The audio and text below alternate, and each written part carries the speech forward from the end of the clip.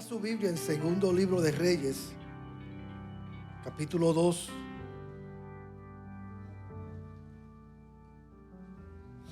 Segundo Libro de Reyes, capítulo 2. Le voy a leer parte del verso 2 y el verso 10.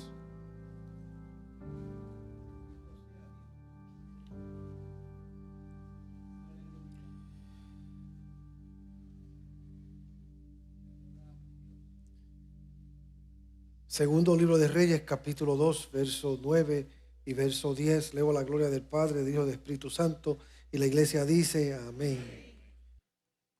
Cuando habían pasado, Elías dijo a Eliseo: pide lo que quieras que haga por ti antes que yo sea quitado de ti. Y dijo Eliseo: te ruego que una doble porción de tu espíritu sea sobre mí. Él le dijo: cosa difícil has pedido. Si me vieres cuando fuera quitado de ti, te será hecho así, mas si no, no. Pueden sentarse.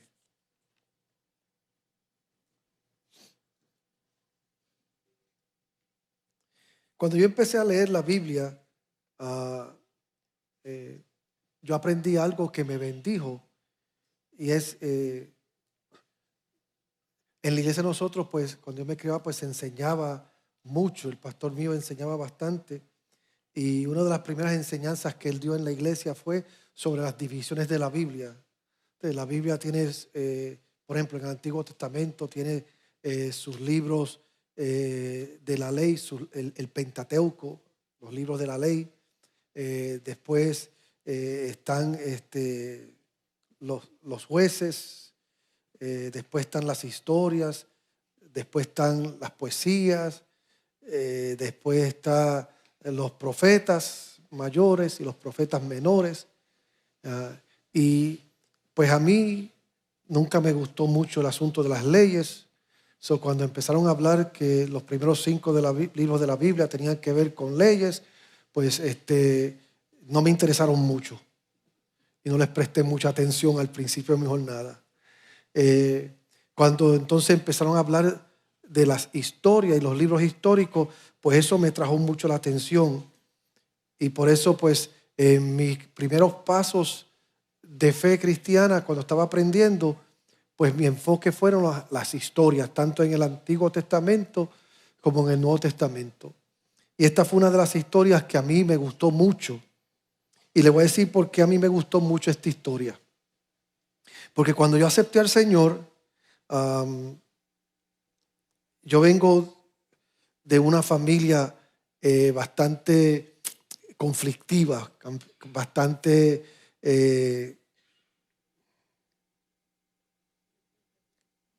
problemática.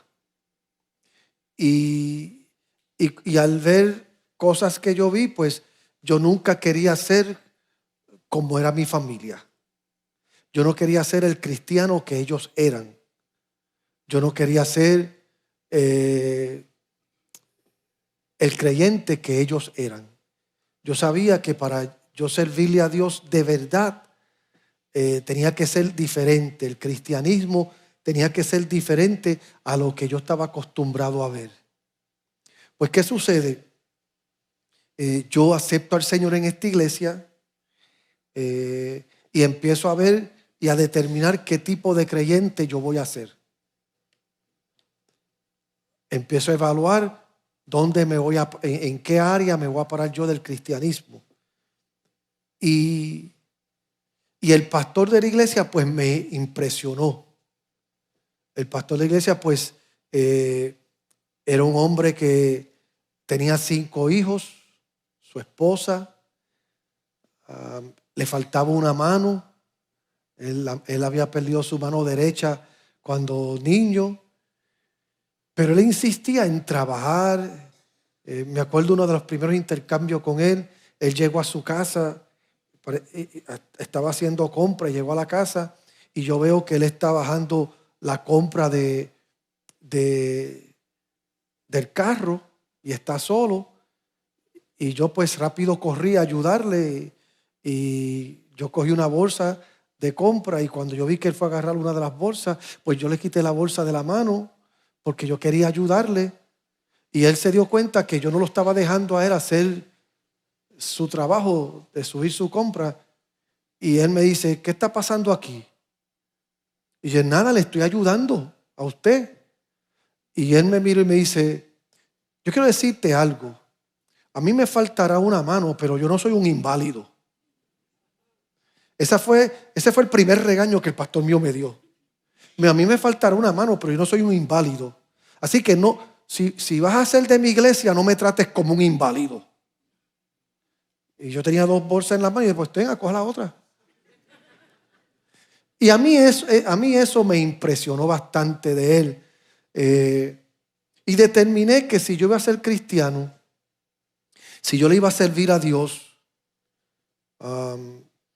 y especialmente cuando Dios me llama al ministerio, si voy a ser pastor eventualmente, pues el pastor mío, Efraín Villegas, iba a ser el modelo que yo iba a seguir. Ahora, lo que yo no entendí en ese momento es que para llegar donde él estaba, para ser lo que él era, había un precio. No iba a ser algo liviano y barato. Y eso empecé a aprenderlo desde bien temprano en mi jornada cristiana. Porque este es el debate y este es el problema que yo veo en muchos cristianos que quieren lo que Dios ofrece en las alturas, quieren lo que Dios ofrece que es de bendición y quieren volar alto o quieren ver y ser partícipes de todo lo que está acá arriba, pero quieren andar acá abajo. Como le dije a alguien yo hoy, y lo aplico para esto, quieren ver desde la perspectiva de los águilas, pero se pasan jangueando con las gallinas. Y mientras tú estés aquí abajo, tú puedes soñar todo lo que tú quieras soñar, pero el lugar donde tú estás va a determinar qué es lo que tú ves. ¿Por qué le digo esto? Porque este pasaje de la Biblia me habla de eso a mí. Hay 2 hombres, está el mentor y está el que está siendo mentoreado. Está el profeta y está el que aspira el lugar del profeta. Está el hombre de Dios poderoso y está el que sueña con ser un hombre de Dios poderoso. El hombre de Dios se da cuenta de varias cosas, entre ellas que este muchacho llamado Eliseo tenía potencial. Este muchacho llamado Eliseo tenía determinación. Este muchacho llamado Eliseo tenía compromiso, tenía hambre. Y Elías pues determina alimentar eso en la vida de Eliseo. Y empieza Elías a poner delante de Eliseo una serie de pruebas que iban a determinar si Eliseo iba a llegar a su destino profético o Eliseo iba a ser uno más del montón. Usted ha oído el verso bíblico que dice que muchos son los llamados y pocos los escogidos. Dios tiene planes con todos nosotros y quiere usarnos a nosotros. Y como iglesia, yo creo que hay muchísimas iglesias buenas. Aquí en la Florida Central hay muchas iglesias buenas, hay muchos pastores buenos, hay muchas iglesias con gran potencial y con determinación y compromiso. Pero cada una de ellas tiene que determinar por su propia cuenta si están dispuestas a pagar el precio para cumplir y para llegar a todo aquello que Dios quiere para cada una de ellas. Aquí está Eliseo y Elías pues identifica en Eliseo algo. Y para no hacer la historia bien larga, los versículos que leí para mí, de la forma en que yo veo la Biblia, son bien clave. Porque Eliseo está llegando a su tiempo final de su jornada. Elías. Ya Elías sabía que Dios se lo iba a llevar. ¿Cómo Dios se lo iba a llevar? ¿Cuándo Dios se lo iba a llevar? La idea era que Elías sabía que su tiempo se había cumplido. Y él le dice más de una vez a Eliseo: quédate aquí. Mire cómo le dice: quédate aquí, porque yo voy para Betel y tengo una asignación en Betel. Quédate aquí, porque yo voy para Jericó y tengo una asignación en Jericó. Y Eliseo le dice a Elías: no, yo voy a estar contigo. Vive Jehová, vive tu Dios. Yo voy a estar contigo, yo no te voy a dejar. Yo creo que en esos momentos que Elías le está diciendo a Eliseo: quédate aquí, era una prueba. Era una prueba para ver hasta dónde él estaba dispuesto a llegar. Para que aquello que Dios le había hablado a él, para que aquello que Dios estaba tratando con él, para ver hasta dónde Eliseo estaba dispuesto a llegar. Tu vida, las circunstancias que tú vives, todas ellas de una manera u otra están diseñadas para llevarte a tu destino profético. Aún las decisiones malas que tú tomes. Porque aún las decisiones malas que tú tomes, la Biblia dice que para los que aman a Dios, para los que le creen a Él, para los que son llamados conforme a su propósito, todas las cosas van a ayudar a bien. Así que aún las cosas malas que tú haces, si tú estás dispuesto a aprender de ellas, pues Dios los puede usar para el bien tuyo. Y yo creo que nosotros tenemos que aprender eso desde temprano, que no importa lo que nosotros estamos viviendo, lo que está pasando, lo que hemos hecho, Dios lo quiere usar para nuestro bien. Algunas veces van a pasar cosas que van a ser consecuencias de decisiones que nosotros tomamos.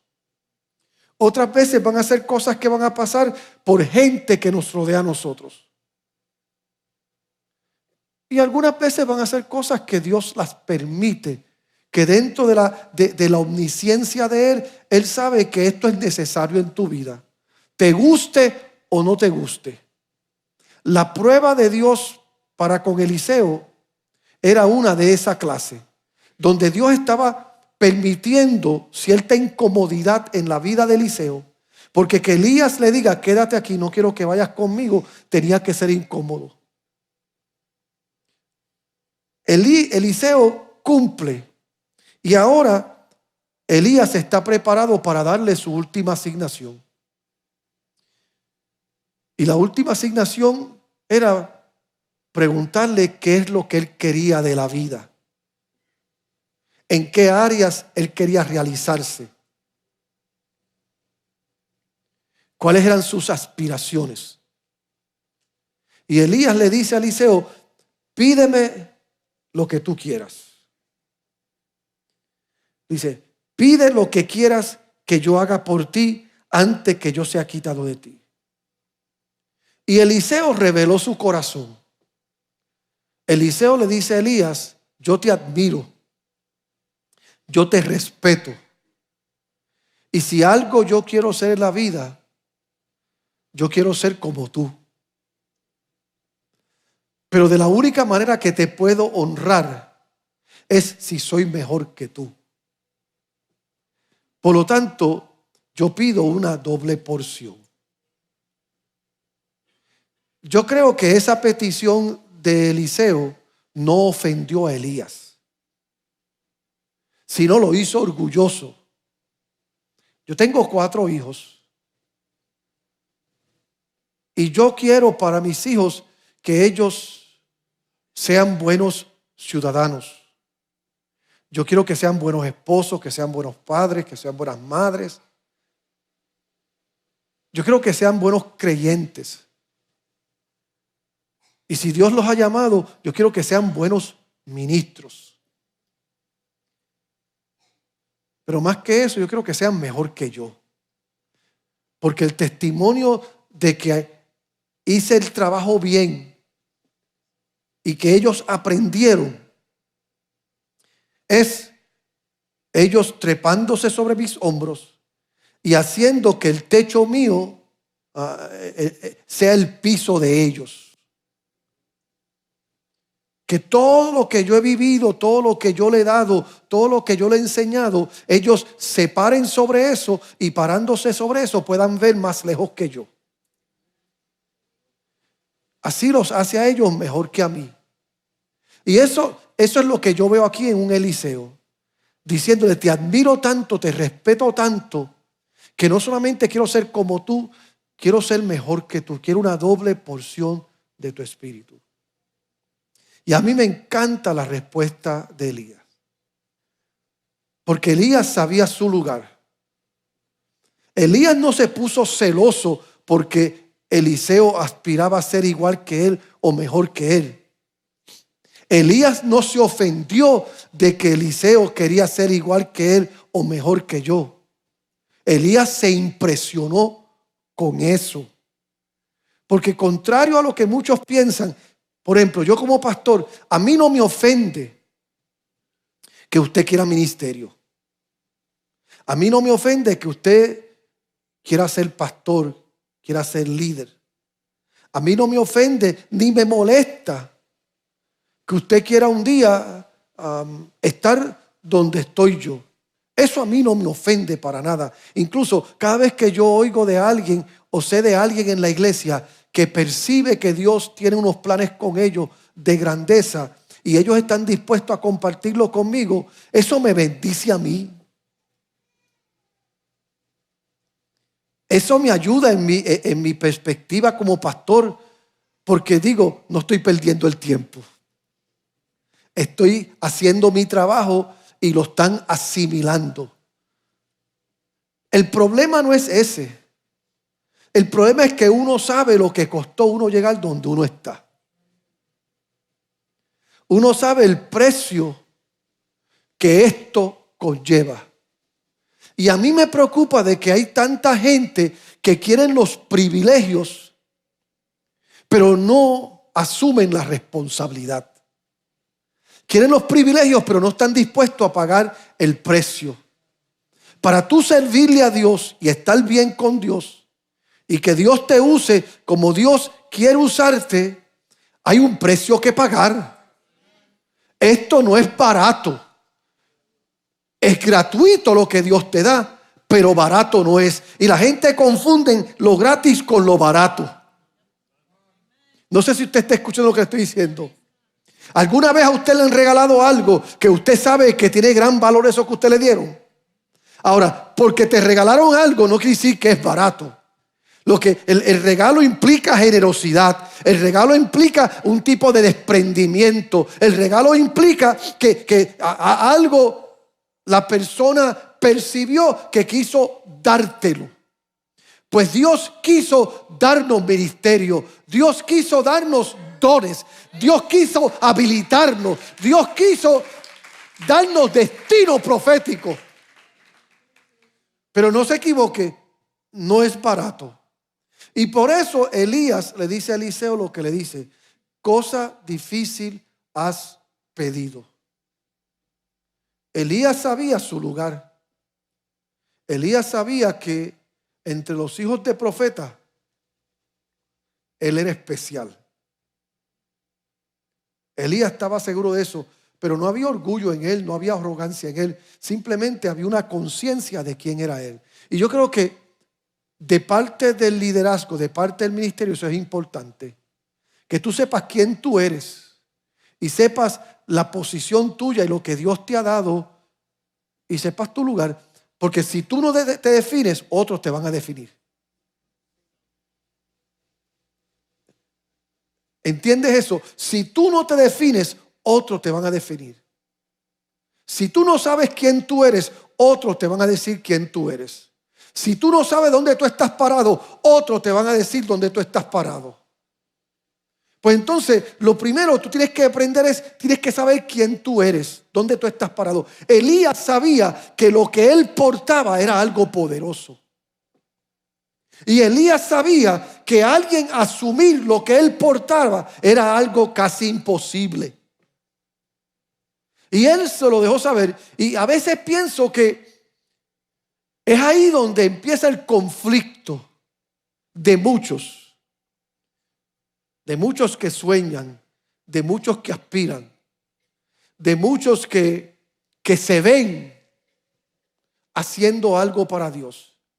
Que cuando tú les dices a ellos, como pastor, cuando tú les hablas a ellos de la jornada que ellos pretenden y tú tratas de explicarles que esto tiene un precio, asumen que es que tú no quieres ayudarles, asumen que es que tú no quieres que lleguen y a veces hasta piensan que es que tú le tienes envidia. Y nada puede estar más lejos de la verdad.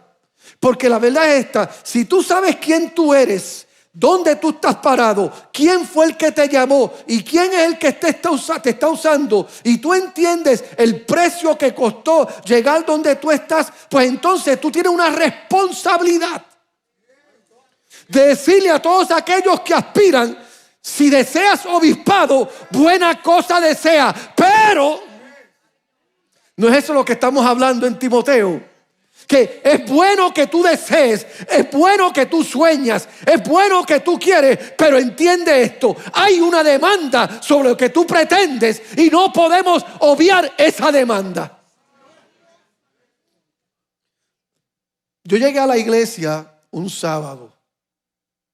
Yo era un joven muy poco tiempo de convertido, contento en la iglesia, sirviéndole a Dios, entusiasmado con el futuro que veía delante de mí. Dios me había dicho que yo iba a ser pastor. Yo abracé lo que Dios me dijo de ser pastor y yo estaba contento. Y por primera vez en mi vida estoy limpio, estoy sano, estoy bien. Sé dónde estoy aquí, porque antes de eso yo lo que tenía un revolú en la cabeza. Y ahora estoy bien. Estoy bien. Y como estoy bien, pues empiezo a inclinarme a aquellas cosas que me atraían. Y entre las cosas que me atraían, a mí me atraía mucho el béisbol. Pues como estoy bien aquí y estoy bien aquí porque estoy limpio, estoy sano, pues yo voy y hablo con un americano que era dirigente de un equipo y yo le dije: yo estoy bien aquí, estoy bien aquí, estoy bien aquí. Dame una oportunidad esta vez, no te voy a fallar.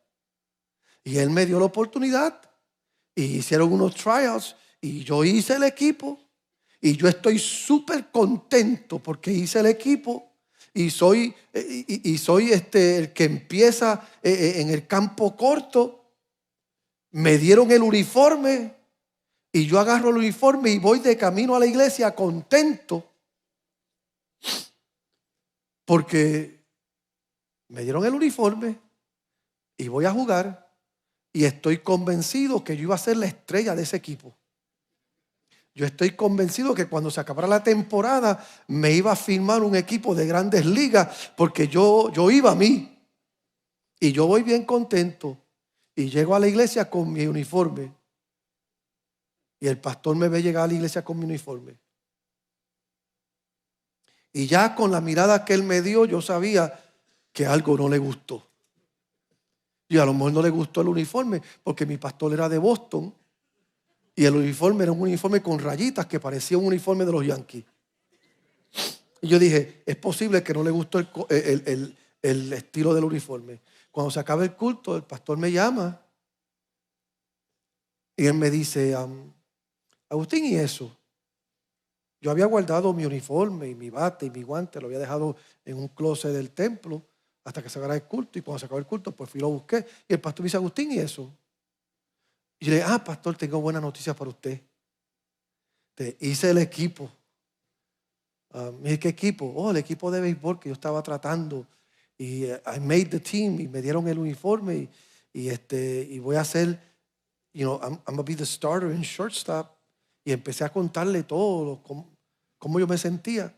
Y el pastor me hizo una pregunta: Agustín, ¿y Dios no te llamó a ti al pastorado? Y yo dije: sí. ¿Y tú no le creíste a Dios? Y yo dije: sí. Y él me dice: entonces, ¿qué tú vas a hacer? ¿Pelotero o pastor? Y le dije: bueno, pastor, ¿no cree usted que yo puedo ser los dos? ¿Y usted no cree que yo puedo ser los dos? Yo, pastor, yo puedo ser pelotero y yo puedo ser pastor. Y él me dice, no, Agustín, tú no puedes ser los dos. O eres pastor o eres pelotero. Tienes que decidir eso. Y yo le dije, tengo que decidirlo ahora. Lo puedo decidir después de la temporada.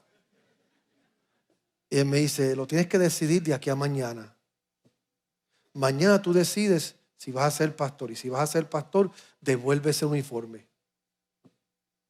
Si vas a ser pelotero, pues quédate con él. Oh, hermano, eso fue una tortura para mí. Y a lo mejor para los jóvenes que están aquí eso suena ridículo. Y es posible para los de este tiempo, dicen, pero eso es cosa de loco. A lo mejor para ti no significa dejar un uniforme o dejar un juego de béisbol. Pero puede ser otras cosas que tú has levantado en tu vida que no necesariamente son malas, pero no aportan a lo que Dios va a hacer contigo y lo que Dios tiene contigo. Y yo, mire, yo no estoy exagerando, pero con lágrimas en los ojos, con un dolor en el alma, como si me hubiese dejado mi esposa. Yo fui al otro día a devolver el uniforme. Ese entrenador, ese coach me habló malo, porque no era la primera vez que yo le fallaba. Las otras veces le había fallado por malos hábitos, esta vez le estoy fallando por fanático, de acuerdo a él. Y eso a mí me dolió y fue bien fuerte. Elías le está diciendo a Eliseo, si tú vas a hacer lo que yo soy, si tú vas a tener una doble porción, tienes que entregarle ese uniforme de pelota. Tienes que soltar ese hobby que te entretiene, que te distrae. Tienes que soltar esa relación que tú tienes. Tienes que dejar esas malas palabras que tú usas. Tienes que cambiar esa mala actitud que tú tienes. Tienes que trabajar en cómo tú reaccionas cuando algo no te gusta. Tienes que trabajar en las conversaciones que tienes, porque esas conversaciones son conversaciones de chismoso, de bochinchero, de gente que lleva y trae, y no son las conversaciones de un hombre y una mujer de Dios. Elías le dice a Eliseo, lo que tú has pedido es difícil, pero si me ves cuando yo sea quitado. Elías le está diciendo a Eliseo, ¿tú quieres lo que yo tengo? ¿Tú quieres portar lo que yo porto? Pues tú tienes que caminar conmigo y estar conmigo hasta el momento en que yo sea quitado. Y ahí está el problema. Queremos los privilegios, pero no estamos dispuestos a caminar donde camina aquellos que nosotros admiramos, aquellos que nosotros respetamos, aquellos que nosotros sabemos que portan lo que tú aspiras. Ese es el problema. A mí me gustó como lo dijo Marco Sweet una vez. Yo fui a un concierto de Marco Sweet aquí en Orlando que él dio, y él estaba testificando que una vez vino un joven, él hizo un llamado para orar por la gente, y vino un joven y pasó al frente, y él le pregunta al joven, ¿qué quieres? ¿Por qué tú quieres que ore por ti? Y el joven le dijo, yo quiero que usted me ponga la mano y ore por mí, porque yo quiero lo que usted tiene. Y Marcos Witt se molestó y Marcos Witt dijo esto, para ese entonces, él dijo, yo llevo 25 años en esto y este quiere que con una imposición de mano ya él tenerlo. Y ese es el problema. Hay gente que quiere el espíritu de Elías, que quiere la doble porción que tiene Elías y quiere recibirlo con que Elías le ponga la mano. Y eso no funciona así. Te pueden poner la mano diciéndote que hay gloria en el camino, que hay altura en el camino. Te pueden poner la mano para decirte que vas a volar bien alto. Te pueden poner la mano para decirte que vas a ser pastor. Pero a ti te va a tocar andar al lado de un Elías y ver lo que hace Elías para poder recibir lo que tiene Elías. Y muchas veces ahí es donde nosotros nos colgamos. Yo llevo 42 años pastoreando, increíblemente, pero en este año yo cumplo 43 años de ser pastor, de ser ministro. Y ahora voy a decir lo que dijo el pastor, gracias, voy a decir lo que dijo el pastor Benjamín Rivera. No es que soy viejo, es que fui un niño pródigo. Empecé bien, pero que bien temprano. A los 20 años yo fui recibido al ministerio. Pero algo yo aprendí, que si yo iba a ser bendecido, iba a ser tocado, iba a ser marcado por una porción o una doble porción que portaba mi pastor, yo tenía que caminar con él, yo tenía que identificarme con él, yo tenía que verlo a él. Porque antes de Dios entregarte eso que tú aspiras, eso que tú sueñas, tú tienes que ver lo que eso cuesta. Tú tienes que ver el peso de lo que eso significa. Porque si tú te envuelves en algo o recibes algo que tú no sabes el peso que eso tiene, es probable que lo menosprecies. Es probable que lo juzgues mal.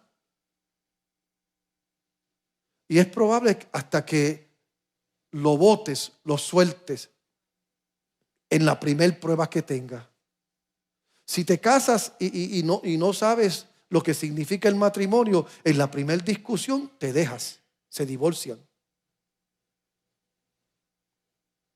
Si quieres tener hijos y no sabes lo que significa, cuando quedes embarazada y empieces a vomitar y empieces a tener malas noches y empieces a crecerte la barriga y empieces a descuadrarte, es posible que te deprimas y quieras sáqueme en esto. Si quieres ser padre y no sabes lo que eso significa, cuando tengas el hijo y ese muchacho empiece a llorar y empiece a amanecerse y empiece a hacer de las suyas, tú digas, pero yo no pagué por esto. ¿Entiende lo que le estoy diciendo? Si usted quiere que Dios le bendiga, si usted quiere que Dios le use, si usted quiere que Dios lo promueva, si usted quiere que Dios se glorifique en su vida, pues entonces usted tiene que oír lo que está diciendo Elías en este pasaje bíblico. Lo que estás pidiendo no es imposible, pero no es fácil. Lo que estás pidiendo es gratis, pero no es barato. Lo que estás pidiendo te va a costar. Y la pregunta es, ¿estás dispuesto a pagar el precio? Porque ninguno que pone su mano en el arado debe de volver atrás. Entonces, yo no sé qué es lo que tú le estás pidiendo a Dios. Algo debe estar pidiéndole a Dios, porque creo que Dios en este día está aquí diciendo a cada uno de nosotros, ¿qué tú quieres? ¿Qué tú quieres de la vida cristiana? ¿Qué tú quieres de tu jornada de fe? Si usted dice, pastor, yo lo que quiero es venir a la iglesia y ponchar y irme, estás mal, necesitas a Cristo. Ninguno de ustedes debe estar aquí sin una petición en su corazón. Ninguno de ustedes debe estar aquí sin un sueño. None of you should be here without a desire or a dream that connects you to your prophetic destiny.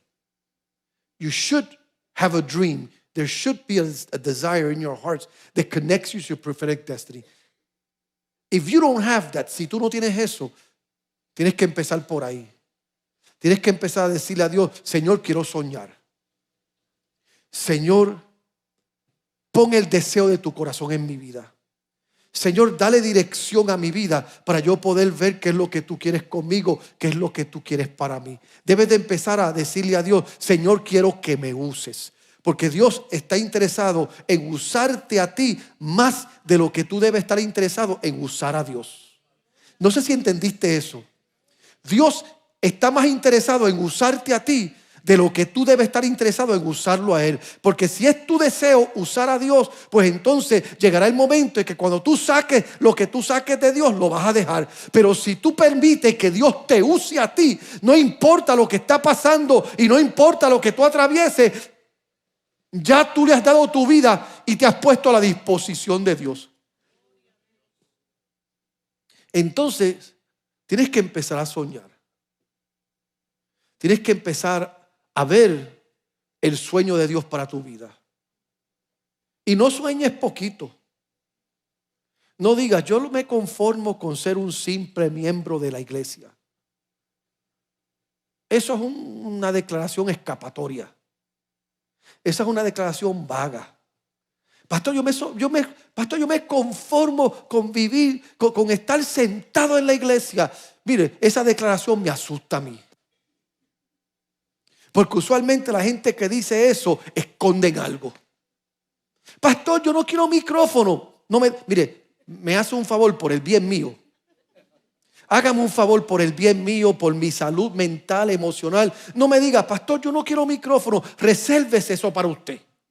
Porque cada vez que alguien me dice eso a mí, eso me despierta las alarmas a mí y me pone a la defensiva. Que se trae que se trae esta. Pues entonces, por el bien mío, ¿cuántos me aman aquí? Pues por el bien mío, nunca me diga que usted lo que quiere es estar sentado en la iglesia y que usted no quiere micrófono, que usted no quiere parte en la iglesia, que usted está bien con simplemente venir y sentarse aquí. Nunca me diga eso, porque me va a hacer daño. Y se hace daño a usted también. Porque lo que usted está diciendo es, no quiero soñar. No quiero ver más allá de mis circunstancias. Me estoy rindiendo a lo que he vivido, a lo que me han hecho, a lo que ha pasado. Me estás diciendo que si Dios quiere hacer algo contigo, tú no estás dispuesto, tú no quieres lo que Dios quiere hacer contigo. Pues entonces esas observaciones resérvatelas y díselas a Dios. Porque como Él es Dios, Él va a saber si lo quiere meter los mochos o no. Él se va a dar cuenta si tú le estás mintiendo. Yo no sé si me estás mintiendo o no, pero Dios va a saber si estás mintiendo. Y si tú estás diciendo la verdad, que lo que tú quieres es estar sentado en una iglesia, sin micrófono, sin puesto, y Dios, como Dios sabe todas las cosas, si esa es tu verdad, Él va a empezar a sanarte. Él va a empezar a arrancar toda decepción que hay en ti. Él va a empezar a arrancar toda desilusión. Él va a empezar a obrar en tu corazón para que puedas soñar. Y si estás soñando grande y ese sueño está abrazado por ambición que no es saludable, y ese sueño está rodeado por conceptos equivocados, pues Dios también va a tratar contigo y va a empezar a ubicarte para que entonces aprendas el costo, el precio que esto envuelve. A mi pastor una vez un hermano de la iglesia le metió un puño en el pecho porque el pastor no le dio una parte. Y era un evangelista. Un evangelista que llegó a la iglesia en un culto especial. Y para ese entonces, pues, en la iglesia acostumbraban a subir a todos los ministros al frente, arriba. Y déjeme decir algo, la iglesia mía no era una iglesia chiquita, una iglesia grande. El altar de nuestra iglesia es posible que era 3 veces del tamaño de este altar. Así que llenar ese altar de gente era subir casi 200 personas al altar. Pero ese día la iglesia estaba llena. Era un culto especial y el altar estaba lleno de pastores. Y este evangelista se creía que era la última Coca-Cola en el desierto. Y cuando llegó, no había lugar para él en el mesón. O sea, no había espacio para él sentarse. Y fueron y le dijeron, mire hermano, no hay espacio en el altar. A mí no me importa, pero hagan espacio para mí porque yo soy evangelista fulano de tal. Y le dijeron, pero hermano, busquen al pastor.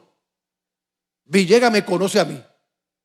Pues buscaron al pastor y el pastor mío, pues, esa parte del carácter de él yo nunca le he querido. Y gracias a Dios nunca le he adquirido.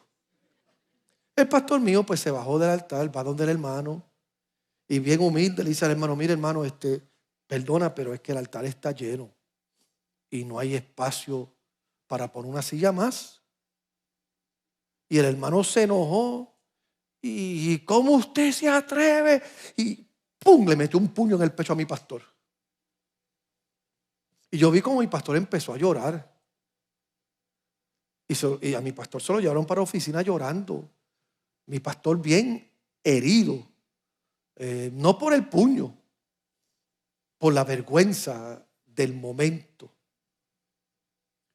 Y yo vi eso. Y eso a mí me causó muchos conflictos.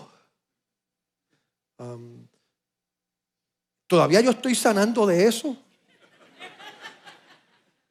Hasta el día de hoy ese evangelista nunca ha predicado en ninguna de las iglesias que yo he pastoreado. Y de vez en cuando me llama todavía y me dice, Agustín, ¿te acuerdas de mí? Y sí, me acuerdo de ti. Me dice, ¿cuándo me vas a llevar a la cosecha? Y yo, nunca. No se lo digo a él, lo digo en... Todavía yo estoy sanando de eso. Yo vi cosas que mi pastor vivió que yo decía muchas veces, si ese es el precio de ser pastor, yo nunca seré pastor. Y yo se lo decía a mi pastor varias veces, pastor, mire, con mucho respeto, pero si ese es el precio, yo no voy a ser pastor nunca. Agustín, no digas eso. No digas eso porque si Dios determina que por ese camino es que Él te va a llevar, te va a llevar. Y a mí nunca un miembro de la iglesia me ha dado en el pecho como le dieron al pastor mío. Pero un día predicando en Chicago, entró un borracho a la iglesia y vino desde atrás hasta donde yo estaba predicando. Se me paró al frente, se me quedó mirando. Y cuando yo iba a preguntarle en qué podía ayudarle, sacó la mano y me metió 2 pescosas. Y cuando yo fui a darle 2 pescosas para atrás, sí, porque a mí me dan y yo doy para adelante. No me diga usted a mí que usted le van a dar y usted se va. No. Y yo cumplí la Biblia. Él me dio 2 pescosas y la Biblia solamente me exige una. ¿Verdad? Que la Biblia dice, si te dan en una mejilla, pon la otra. Y él cumplió la Biblia en 2 pescosas.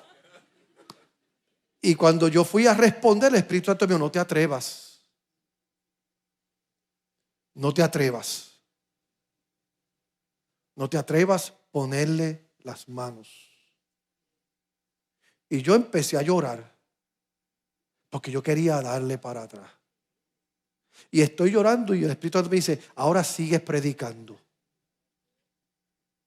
Y yo seguí predicando. Y alguna vez usted está haciendo algo que usted está viendo una película. Yo estoy predicando y estoy viendo a mi pastor cuando le metieron el puño.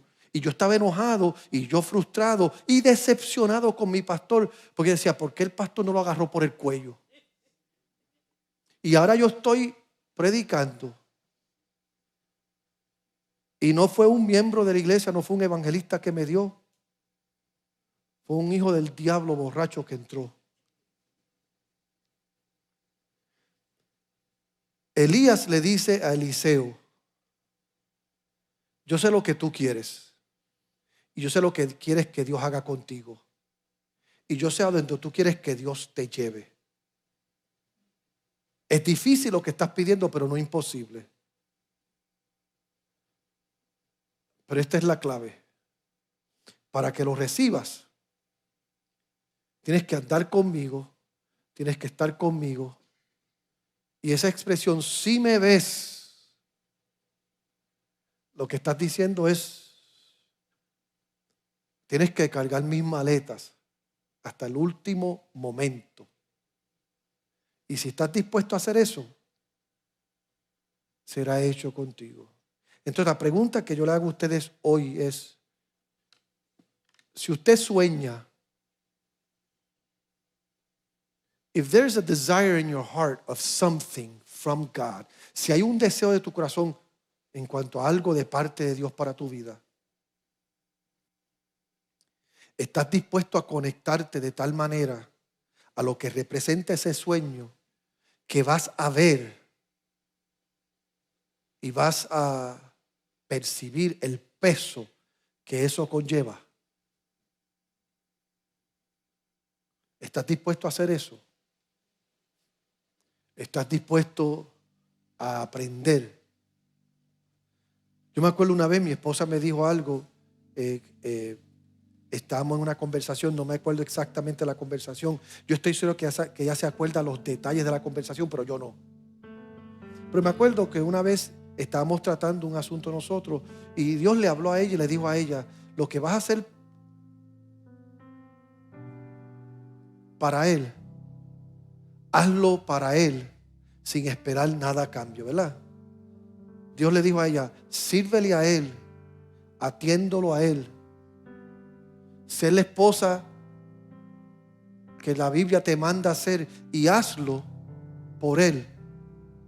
No lo hagas esperando nada a cambio.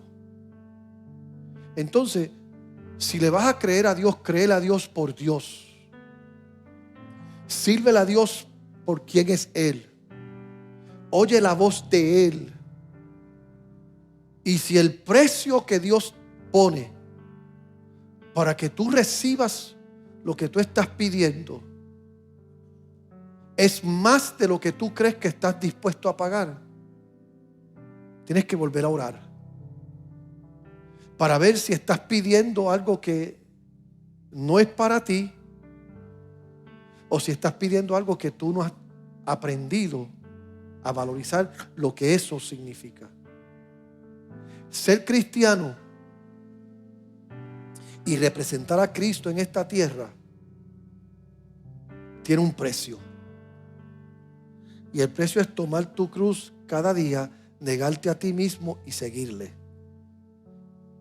Vamos a empezar con eso, ser cristiano.